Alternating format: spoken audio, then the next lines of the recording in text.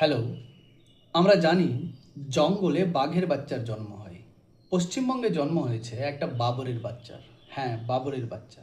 তার অবতার কখনো কংগ্রেসের বাচ্চা, কখনো বিজেপির বাচ্চা, কখনো নির্দলের বাচ্চা, তো কখনো তৃণমূলের বাচ্চা হিসেবে। বর্তমানে সে নিজেকে বাবরের বাচ্চা বলে পরিচয় দেয়। তবে সে নিজেকে সেই পরিচয়ে ক্ষান্ত রাখেনি। নিজেকে পশ্চিমবঙ্গের মুসলিমদের ত্রাতা, পরিত্রাণকর্তা বা মসিয়া হিসাবে উপস্থাপন করে। তবে পশ্চিমবঙ্গের সচেতন নাগরিক, হিন্দু মুসলিম নির্বিশেষে সবাই ভালো করেই জানে তার আসল উদ্দেশ্য বা পরিচয় কী। আমি বললাম যারা সচেতন নাগরিকরাই জানে। যারা ধর্মান্ধ তাদেরকে আমি ধরছি না। তাদের কাছে এই বাবরের বাচ্চা হচ্ছে একজন সাচ্চা ইমানদার ফেরেশতা। সম্প্রতি একটা ভিডিওতে পরিষ্কার দেখা যাচ্ছে যে সে একটা উগ্র সাম্প্রদায়িক রাজনৈতিক দলের সাথে আঁতাত করছে 1,000 কোটি টাকার বিনিময়ে, যে সে মুসলিমদেরকে মিসলিড করবে পশ্চিমবঙ্গে বা বোকা বানিয়ে ভোট কাটবে। সে ভিডিওতে পরিষ্কার হাসতে হাসতে দাঁত কেলিয়ে স্বীকার করছে যে মুসলিমদেরকে বোকা বানানো খুবই সহজ। আচ্ছা, সেই ভিডিওটা আমি ব্যক্তিগতভাবে যাচাই করিনি। ব্যক্তিগতভাবে যাচাই করার মতো আমার কাছে টেকনোলজি বা পরিসর কিছুই নাই। তবে ভিডিও লিক হওয়ার পর তার যুক্তি শুনলাম।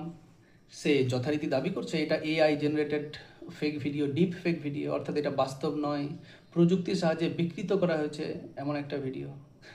শুনুন, আমরা যারা সাধারণভাবে মোবাইল ব্যবহার করি তারা হয়তো প্রযুক্তিগতভাবে বিশাল বড় কোনো বিশেষজ্ঞ নয়, কিন্তু কিছু সিম্পল বিষয়ে খেয়াল করলে একটা ভিডিও ফেক নাকি আসল সে সম্পর্কে একটা মোটামুটি ধারণা পাওয়া যায়।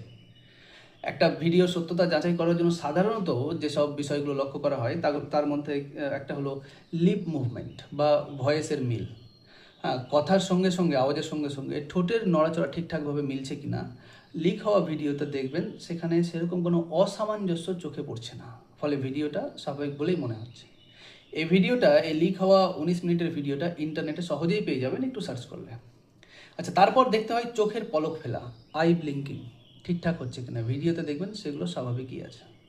খেয়াল রাখতে হয় লাইটিং সামঞ্জস্যপূর্ণ কিনা, মুখের ওপর আলো, ব্যাকগ্রাউন্ডের উপর আলো, এসবগুলোর মধ্যে সঙ্গতি রয়েছে কিনা। ভিডিওতে দেখবেন সব সঙ্গতিপূর্ণ রয়েছে। আচ্ছা, সোশ্যাল মিডিয়ার দৌলতে এই বাবরের বাচ্চার গলার ভয়েস আমরা সবাই শুনেছি। লিক হওয়া ভিডিওতে যে ভয়েস শোনা যাচ্ছে তা আপাত দৃষ্টিতে সেম টু সেম তারই মনে হচ্ছে। তাছাড়া তার মুখের হিন্দি এতটাই ইউনিক যে এআই ও এত সহজে তার হিন্দি কপি করতে পারবে বলে বিশ্বাস হচ্ছে না। আচ্ছা, অনেক সময় আর্টিফিশিয়াল ভিডিওতে ইমোশন একরকম থাকে আর ফেসিয়াল এক্সপ্রেশন আরেক রকম। কিন্তু এই ভিডিওতে দেখবেন যখন যখন হাসার কথা হচ্ছে তখন তখন ঠিক সে দাঁত কেলিয়ে হাসছে, যখন যখন সিরিয়াস কথা হচ্ছে তখন ঠিক তার চেহারা গম্ভীর হয়ে যাচ্ছে, আর যখন যখন মুসলিমদের বেবকুফ বানানোর কথা হচ্ছে তখন তার চেহারাতে সেই রকমই যথাযোগ্য একটা শয়তানি এক্সপ্রেশন ফুটে উঠছে। ফেক ভিডিওতে এগুলোতে অনেক সময় অসঙ্গতি দেখা দেয়। আরও একটা ব্যাপার দেখতে হয় বিভিন্ন ব্যাপারের মধ্যে, সেটা হচ্ছে ব্যাকগ্রাউন্ডের নয়েজ কনসিস্টেন্ট আছে কি না। হ্যাঁ, যেমন এখন আমার ব্যাকগ্রাউন্ডের নয়েজ শুনতে পাচ্ছেন, ওই ভিডিওতে দেখবেন ব্যাকগ্রাউন্ড নয়েজ কনসিস্টেন্ট। যে রুমে বসে স্টিং অপারেশন চালানো হচ্ছে সেই রুমে বসে বক্তব্য দেওয়ার অনেক ভিডিও কিন্তু অ্যাভেলেবেল রয়েছে ইন্টারনেটে। রুমের ব্যাকগ্রাউন্ডের ছবিটা যদি দেখেন তাহলে বুঝতে পারবেন। এমনকি সেম ড্রেস পরেও সে আগেও একই স্টাইলে বক্তব্য দিয়েছে। আর হ্যাঁ, ওই ভিডিওতে সে অনেকবার তার হাত এইভাবে নাড়িয়ে নাড়িয়ে কথা বলেছে, এইভাবে দেখিয়েছে। ইসরায়েলের নেতা যাকে ইন্টারনেটে জোর করে মেরে ফেলা হচ্ছিল, সেই নেতানিয়াহুর মতো এর এক হাতে কিন্তু 6টা আঙ্গুল আমি দেখতে পাইনি। যাই হোক, আমি এটা একটু লাইট হার্টেড টোনে বললাম। তবে এই সমস্ত দিক বিবেচনা করলে ভিডিওটিকে জাল বা ফেক বলে মনে হয় না।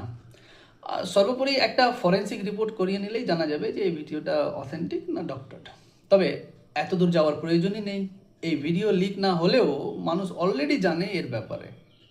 এই বাবরের বাচ্চা যে সত্যিকারের একটা লিডার না, মুসলিমদের লিডার তো একদমই না। সে যে একটা ভণ্ড, ধর্মের দোহাই দিয়ে টাকা ইনকামে মত্ত, পদের নেশায় সে যে পশ্চিমবঙ্গে বাঙালিদের ধর্মের উপর ভিত্তি করে বিভাজন তৈরি করতে ব্যস্ত, এই বিষয়ে এই ভিডিও যদি নাও লিক হতো তাহলেও সবাই এটা আগে থেকেই জানতো। হ্যাঁ, অবশ্যই যারা ধর্মান্ধ তারা এটা মানতে পারবে না, এখনও পারছে না, ভবিষ্যতেও পারবে না। এমনকি এই ভিডিও লিক হওয়ার পরেও, এই ভিডিও দেখার পরেও অনেকে তাকে মাসিয়া বলে মানবে এবং মানতে থাকবে ভবিষ্যতে। এই বাবরের বাচ্চা নিজের কাজকে আঞ্জাম দেওয়ার জন্য সে নিজে একটা সাম্প্রদায়িক দল তো তৈরি করেছে, তাছাড়া অন্য রাজ্য থেকে ডেকে আনছে আরেক এমন দলকে যার কাজ হলো মুসলিম সম্প্রদায়কে ভয় দেখিয়ে ভোট এক জায়গায় করা আর তার আড়ালে নিজের কোটি কোটি টাকা সম্পত্তি বাঁচানো। আচ্ছা, মোদ্দা কথায় আসে, পশ্চিমবঙ্গের সাধারণ মুসলিমদের জানা উচিত এবং বোঝা উচিত যে বর্তমান সামাজিক ও রাজনৈতিক পরিকাঠামোয় তাদের কিং বা কিং মেকার হওয়ার পিছনে ছোটা উচিত না, বরং তাদের এমন এক নেতাকে নির্বাচন করা উচিত যে সত্যিকারের তাদের হয়ে কথা বলবে, সে হিন্দু লিডার হোক বা মুসলিম লিডার হোক। এখনকার পশ্চিমবঙ্গে আমাদের এমন একজন নেতার প্রয়োজন যিনি একজন দক্ষ ও পারদর্শী ব্যক্তি হবেন, মুক্ত মনের মানুষ হবেন এবং যুক্তিবাদী বক্তা হবেন। সরকারের যেই ক্ষমতায় থাকুক না কেন, তার চোখে চোখ রেখে নির্ভয়ে কথা বলতে পারবেন। একই সঙ্গে তিনি যেখান থেকে নির্বাচিত হয়ে এসেছেন, যে জায়গা থেকে, সেই এলাকার সাথে কাজ করার জন্য দৃঢ় প্রতিজ্ঞ থাকবেন। সরকারের কাছ থেকে যত ডেভেলপমেন্টাল প্রজেক্ট আনা সম্ভব তিনি সেগুলো নিয়ে আসবেন, আদায় করবেন এবং নিজের এলাকায় সঠিকভাবে ইমপ্লিমেন্ট করতে পারবেন। এমন নেতা দরকার।